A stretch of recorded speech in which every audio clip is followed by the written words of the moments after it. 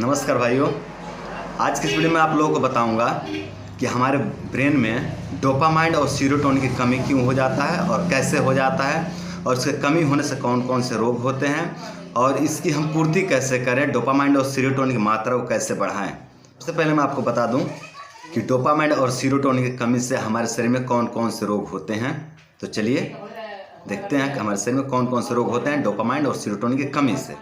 Tension, depression, anxiety, सभी तरह के फोबिया अर्थात मतलब हाइट से भी ऊंचे पर चढ़ जाने से डर लगना, भीड़ में जाने से डर लगना, किसी से बात करने से डर लगना, किसी से मतलब अनेकों प्रकार के डर जो होते हैं, सभी प्रकार के जो डर होते हैं उस समस्याएं हो जाते हैं।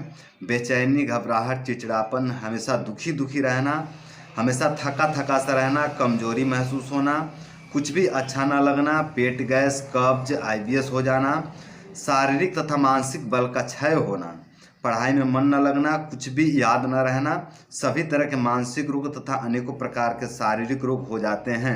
सीरोटोनिन और डोपामाइन की कमी के कारण कुछ लोग पूरी तरह से पागल भी हो जाते हैं और कुछ लोग तो आत्महत्या भी कर लेते हैं। अगर इसका सही समय पर सही समाधान न किया जाए तो कुछ लोग पागल होकर के आत्महत्या कर लेते हैं या फिर बहुत ज़्यादा डिप्रेशन में जा कर के आत्महत्या कर लेते हैं सीरोटोनिन और डोपामाइन की कमी से।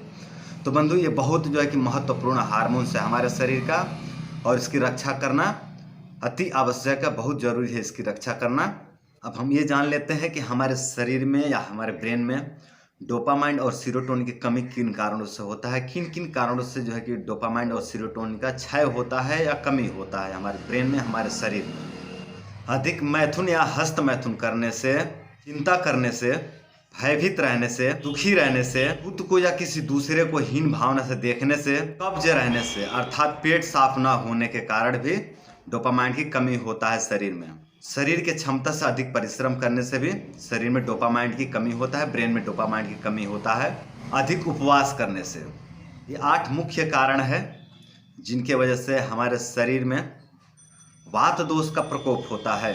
ये जो 8 कारण हमने गिनाया है आपको, इन 8 कारणों से हमारे शरीर में वात दोष का प्रकोप होता है और वात दोष के प्रकोप होने से रस, रक्त, मांस, मेद, अस्थि, मज्जा, शुक्र आदि धातुओं का क्षय होने लगता है, नष्ट होने लगते हैं धातुएं।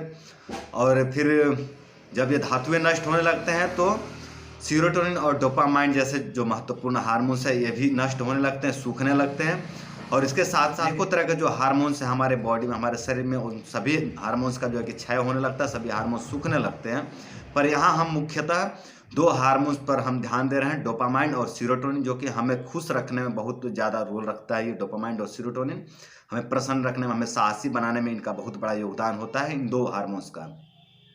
इसलिए हम 2 ही हार्मोन्स पर इस वीडियो में हम 2 ही हार्मोन्स पर बात कर रहे हैं। तो जो हमने आपको कारण बताया 8 कारण, उन 8 कारणों की वजह से शरीर में वात दोष का प्रकोप होता है और वात दोष के प्रकोप होने के कारण सीरोटोनिन और डोपामाइन हार्मोन्स सूखने लगते हैं या नष्ट होने लगते हैं। हमने समझ लिया कि किन किन कारणों से डोपामाइन और सीरोटोनिन सूखते हैं या नष्ट होते हैं या कमी पड़ते हैं डोपामाइन और सीरोटोनिन का। अब हम जो है कि समाधान पर बात कर लेते हैं। इसका समाधान क्या होना चाहिए, किस तरह से हम वात दोष का शमन करें और सीरोटोनिन और डोपामाइन की मात्रा को बढ़ा करके खुश रहें, सुखी रहें और अभय बने रहें। डोपामाइन को बढ़ाने वाला जो पहला उपाय है वह है ब्रह्मचर्य। ब्रह्मचर्य का पालन करने से डोपामाइन का मात्रा बहुत तेज़ी से बढ़ने लगता है और सीरोटोनिन का बहुत तेज़ी से मात्रा बढ़ता है। डोपामाइन और सीरोटोनिन दोनों ही बहुत तेज़ी से बढ़ने लगते हैं ब्रह्मचर्य का पालन करने से। और वात दोष का भी शमन होता है। ब्रह्मचर्य का पालन हम जब करते हैं तो वात दोष जो वायु होता है ना, इसका शमन होने लगता है। वायु बढ़ता क्यों है? वायु खालीपन के कारण बढ़ता है। जब शरीर में खालीपन बढ़े, जब शरीर में जगह गैप हो जाए, जगह मिलने लगे तो उसमें वायु भरने लगता है, हवा भरने लगता है। तो उस खालीपन को दूर करना है तो हमें ब्रह्मचर्य को धारण करना पड़ेगा, ब्रह्मचर्य का पालन करना पड़ेगा।